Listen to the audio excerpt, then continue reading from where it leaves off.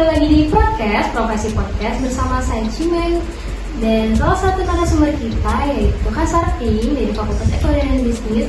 Mungkin teman-teman juga sudah ada asing ya sama Kak Sartin atau sosok di samping aku atau Kak Sartin sendiri bisa perkenalkan diri. Terima kasih. Perkenalkan, nama saya Sartin. Saya diberikan amanah oleh kawan-kawan di PMB itu sebagai kemarin terpilih sebagai presiden fakultas. Itu dari inisiasi juga dari kawan-kawan, kebersamaan dan loyalitas yang kami bangun. Bagaimana kabar Kak Sartin hari ini? Apa masih baik-baik menjalani puasanya?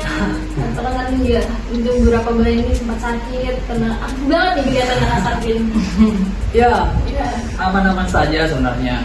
Cuman hari ini ketimpangan sosial yang sangat-sangat ini juga menjadi bumerang kita di dataran lembaga mahasiswaan ketika kita tidak mengawal gitu. Ditambah lagi dengan beberapa persoalan ya. Ketika mahasiswa apatis melihat persoalan itu pasti akan menjadi penyakit kepala apa yang kita bilang tadi gitu. Jadi sebenarnya kita sebagai mahasiswa ya tidak luput dari kejadian-kejadian sosial itu perlu dipikirkan juga, terlebih daripada akademisi yang kita backgroundkan sebagai dari pendidik nantinya gitu. Nah Kak Sartin sendiri nih, kita kan baru-baru aja kemarin habis demokrasi mengenai UU Cipta Kerja tuh. Nah sebenarnya apa sih yang pandangan dari mahasiswa untuk RUU Cipta Kerja itu sendiri Kak? Sebenarnya kalau perspektif beberapa kawan-kawan di buruh, aliansi kawan-kawan miskin kota gitu, kawan-kawan mahasiswa melihat dilihat bahwa Perpu Cipta Kerja yang kita gaung-gaungkan sekarang atau dikenal isu hangat yang ada dalam mahasiswa gitu maupun buruh, petani dan nelayan. Kita lihat historis awal mula Cipta Kerja ini. Dari awal kita tolak gitu. Dan jelas bahwa di Mahkamah Konstitusi diuji hukum gitu.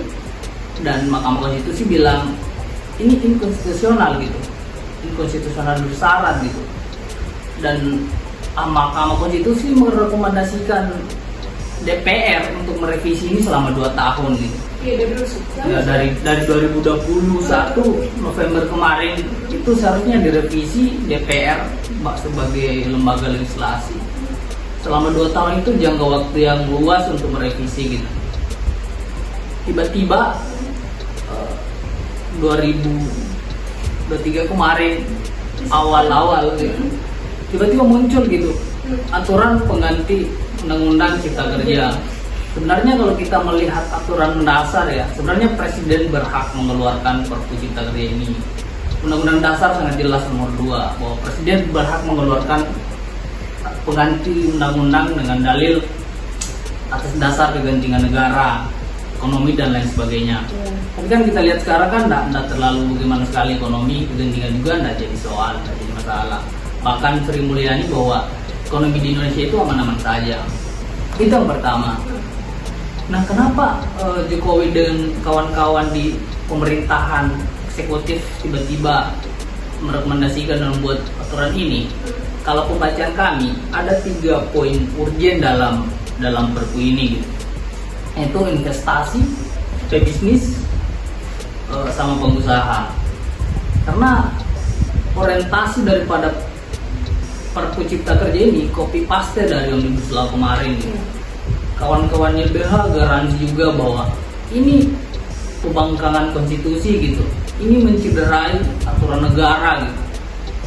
Jelas-jelas Mahkamah Konstitusi sudah uji hukum secara real, tiba-tiba diganti dengan alasan kegentingan negara untuk mengganti undang-undang gitu.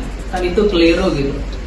Dan ini aturan ketika kita baca aturan beberapa pasal yang bermasalah, salah satunya Pak Guru gitu, kerja fleksibel karyawan gitu, cuti haid pegawai gitu, itu melarang. Dari kemarin kita tolak sampai sekarang tetap disahkan DPR gitu. Karena itu tadi sebenarnya aturan ini dibuat semata-mata untuk kepentingan pengusaha, investasi. Kalau di mata mahasiswa sendiri, itu kan sebenarnya UU Cipta Kerja itu ditujukan untuk para buruh ya dan para pekerja. Nah, kenapa dari kacamata mahasiswa itu menganggap itu salah, Kak? Ini menarik ini. Kenapa sih mahasiswa harus komplain gitu? Iya, Padahal yang paling urgent ini kan Guru, iya, kerja. Padahal teman-teman udah melihat hal dasar yang ada dalam mahasiswa gitu. Iya. Teman-teman ketika melihat aturan hierarki dari Perpu Cipta Kerja ini, itu kontroversi dalam artian untuk liberalisasi dalam dunia pendidikan, komersialisasi. Kenapa kita bilang begitu? Aturan hierarki dalam beberapa pasal dalam Perpu ini, semua aturan, peraturan Sisdiknas, peraturan pendidikan tinggi, sekolah dan guru, itu semua diakumulasi menjadi satu aturan di dalam Perpu Cipta Kerja ini. Nah, apa sih yang jadi persoalan dalam mahasiswa ketika menolak ini gitu? Ujung-ujungnya kampus adalah berorientasi komersialisasi dan privatisasi gitu. Karena kampus bukan lagi melihat ruang-ruang untuk bagaimana mahasiswa bisa menyandang pendidikan yang layak gitu, yang gratis, yang kita inginkan gitu. Karena kalau komersialisasi ujung-ujungnya PTNBH gitu. Teman-teman kenal lah dengan bahasa PTNBH gitu. Apalagi dikenal dengan aturan yang sementara dirancang oleh DPR hari ini, RUU Sisdiknas. Tidak lama lagi akan disahkan. Di situ lebih-lebih karena di situ diakumulasi dari aturan yang ada untuk bagaimana kampus akan jadi PTNBH maupun Satker, Balu dan PTNBH. Jadi kenapa mahasiswa menolak keras gitu? Karena otomatis pertama mahasiswa akan jadi guru atau pekerja gitu, pasti akan terkena dampak panjangnya gitu. Itu yang pertama. Yang paling urgent, kita kan dari kelas, banyak mahasiswa ya kelas baru guru gitu, itu terdoktrin dengan anak-anaknya gitu. Pasti teman-teman itu menarik ini, karena mau cerita sebentar ya. Kemarin ada materi mengenai kawan-kawan agra gitu, dia membahas tentang petani. Ternyata kawan-kawan di agra itu dia mengadvokasi lahan di Bulukumba, semakin masuk juga PT-PT yang pembangunan industri ekstraktif yang eksploitasi lingkungan gitu. Kawan-kawan agra bilang bahwa ketika kami sebagai petani, nelayan, buruh, kita aksi itu di pemerintah daerah, kita bawa UKT gitu. Jadi mereka mengkaji tentang UKT gitu. Pembayaran mahasiswa ya? Ya, kenapa sih apa yang tidak ada korelasi daripada petani, kenapa angkat itu UKT gitu? Iya. Kita lahir dari petani gitu. Mereka merasakan dampak buruk dari anaknya itu kan nanti akan jadi tenaga pendidik atau dia masuk di perguruan tinggi gitu. Pasti akan terdampak dalam biaya-biaya UKT yang sangat mahal. Itu mereka itu setiap tahun mengkaji UKT. Jadi buru-buru yang kawan-kawan di agra kemarin cerita bahwa di Bulukumba itu setiap aksi itu mereka mengangkat isu UKT perguruan tinggi Undang-Undang nomor 12 tahun 2012. Nah, yang paling urgent ya itu tadi sebenarnya kampus akan menjadi liberalisasi dan komersialisasi. Ujung-ujungnya kampus bukan berorientasi sebagai tenaga untuk laboratorium ilmiah gitu ya. Kampus akan menjadi ruang penghasilan publik atau kekayaan beberapa elit gitu. Nah, kampus kan tujuannya adalah menciptakan akademisi yang unggul gitu, bukan menciptakan sebuah infrastruktur yang hanya memperkaya beberapa orang gitu. Kalau di mata Kak Sarkin sendiri nih sebagai mahasiswa yang menolak keras terjadinya Cipta Kerja itu tadi, apalagi kan itu juga berdampak sama PTNBH-nya nanti ini kan.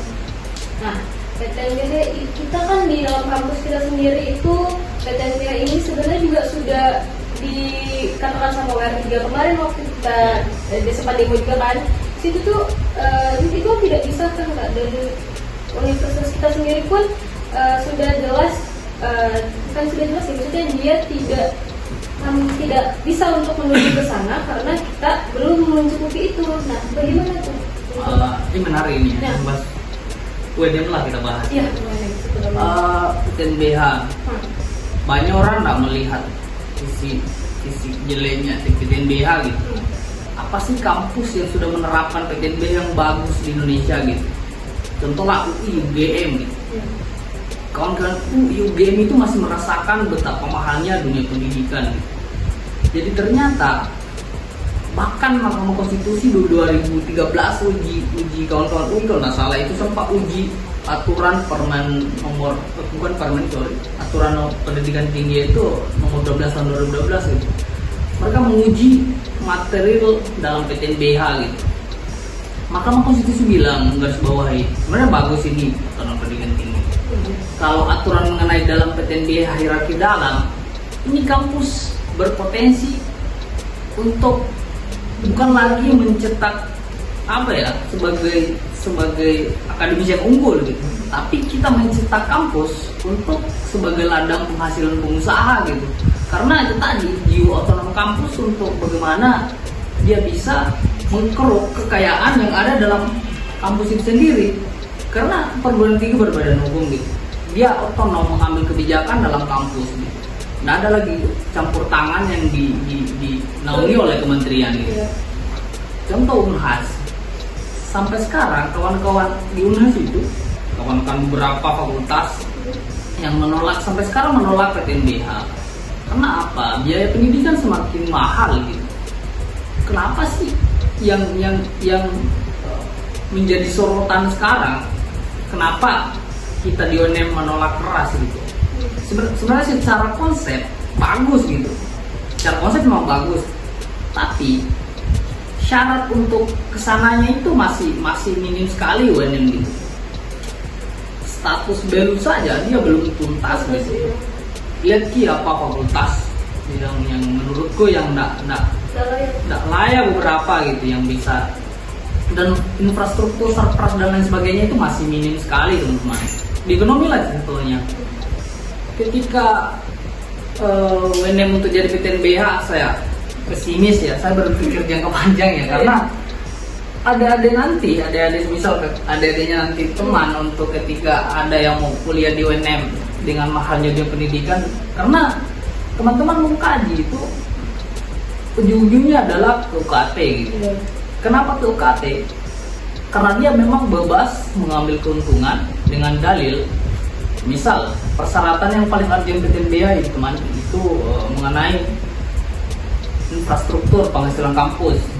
Itu yang pertama. Yang kedua, akreditasi unggul 60% dalam kampus. Yang ketiga, segi penghasilan yang layak gitu dalam kampus. Nah, UNM sudah penuhi nggak syarat-syarat itu?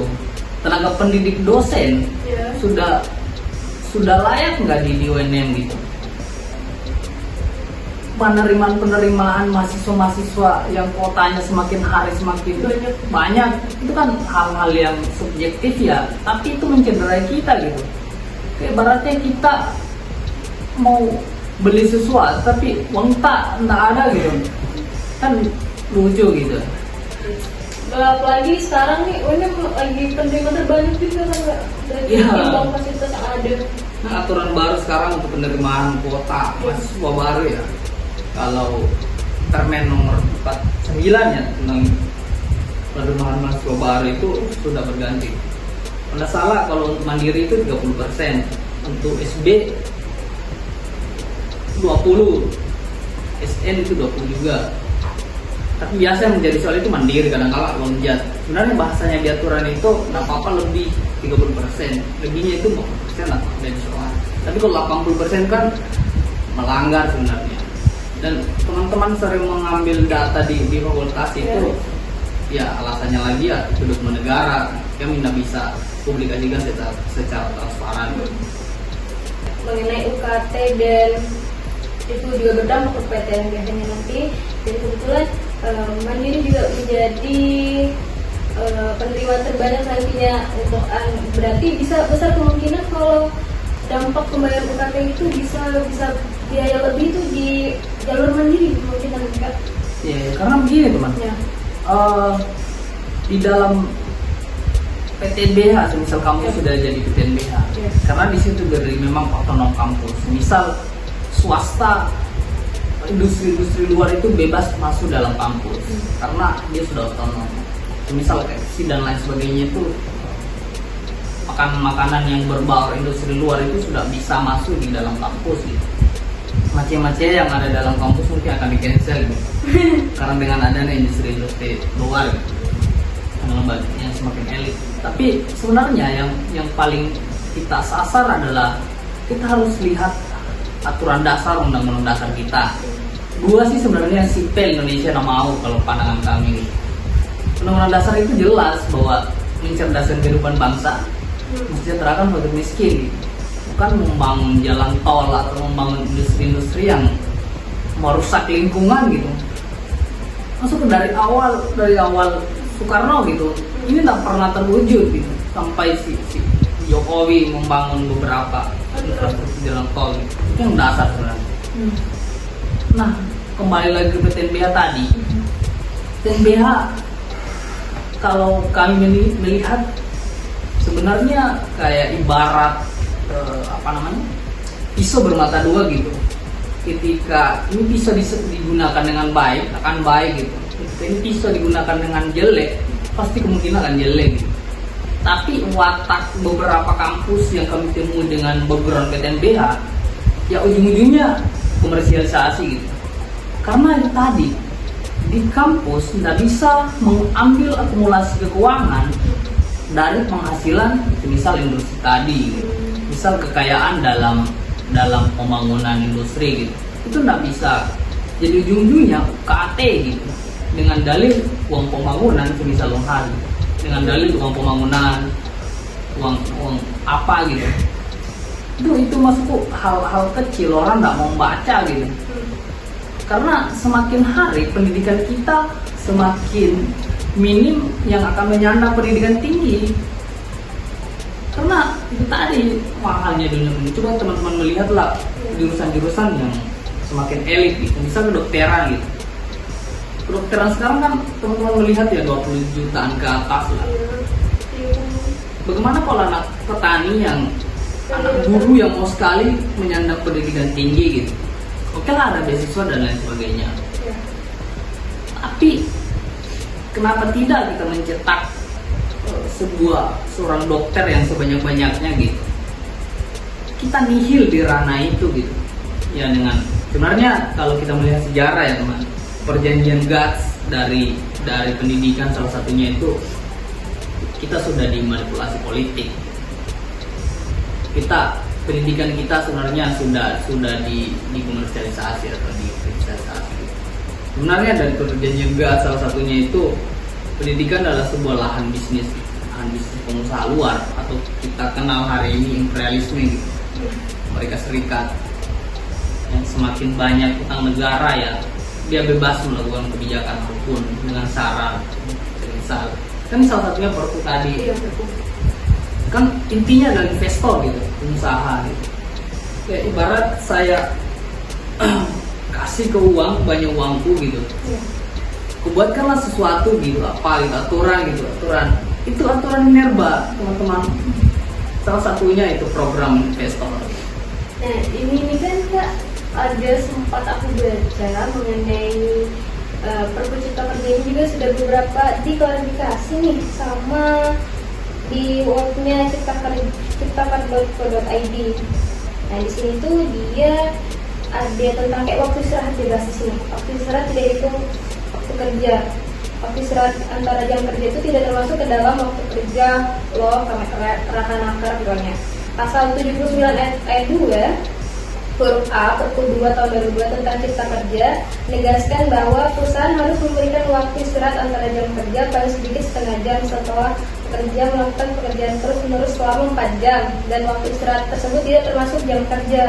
Nah itu tuh berarti nggak ada dong pemotongan jam kerja. Iya, itu tadi sebenarnya teman. Ujung-ujungnya adalah pengusaha gitu. Siapa yang pimpin korporasi dalam perusahaan dia bebas melakukan kebijakan gitu. Ya salah satunya cara yang kita lakukan tolak gitu, bukan tolak cabut nih atau hapus ini aturan gitu. Tapi ubah aturan itu. Nah, kalau teman-teman bahasakan itu sudah mesti tidak percaya gitu rezim sekarang gitu. Karena kebijakan yang dikeluarkan itu adalah sebuah hal bukan lagi atas nama lembaga legislasi dari DPR gitu. Karena tadi kepentingan elit dikenal hari ini ya realisme gitu. Karena segala apapun pasal yang dibuat, salah satunya upah murah dan jam kerja tadi, ya itu kan untuk keuntungan siapa sebenarnya? Pertanyaan mendasar gitu. Pasti ujung-ujungnya ke atas gitu, pemimpin perusahaan dan lain sebagainya. Nah buruh apa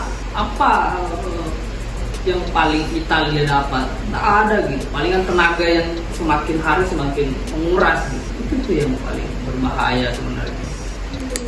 Apalagi cuti haid ini hamil gitu dari perempuan itu sempat dibahas juga di beberapa pasal. Iya, di sini juga dibahas juga sama tentang cuti melahirkan tuh tetap ada aturan cuti melahirkan yang usai terbitnya peraturan pemerintah pengganti undang-undang atau Perpu Nomor 2. Di sini tuh pasal yang tidak dicantumkan dalam Perpu Cipta Kerja itu bukan berarti dihapus. Nah di sini tuh dibahas di pasal 82 ayat 1 Undang-Undang Nomor 13 tahun 2003 bunyi tuh gini. Pekerja atau pekerja perempuan berhak memperoleh istirahat selama 1,5 bulan sebelum saatnya melahirkan anak dan 1,5 bulan sudah melahirkan menurut perhitungan dokter kandungan atau bidan. Berarti dia tetap dapat dong nggak untuk masa cutinya dia, dan apa yang dipermasalahkan dalam undang-undang itu? Dari kemarin masuk juga di Omnibus Law gitu. Cuti haid itu diberikan leluasa untuk kebebasan si pekerja gitu. Sekarang dibatasi gitu. Ada pembatasan tadi. Kita dibatasi ketika kewenangan perusahaan hak privat tertinggi itu di pimpinan pucuk perusahaan gitu. Ketika kok enggak melihat aturan perusahaan, pimpinan perusahaan bebas mengcancel apapun, karena kebijakan yang paling tinggi itu dalam pimpinan korporasi gitu. Itu yang paling inti. Meskipun enggak ada etis lain yang bisa untuk kelangsungan atau kebaikan si pekerja, karena intinya ini adalah sebuah hal yang ada dalam pasal Perpu ini adalah kepentingan si pekerja ini, kepentingan ini tadi pengusaha gitu, si investor. Mungkin itu tadi, mungkin sudah berapa menit nih kita bincang-bincang mengenai ini kita kerja juga, udah bahas juga tentang, iya udah lumayan lama dan kebetulan juga sudah masuk waktunya persiapan untuk buka. Mungkin besok juga masuk yang buka.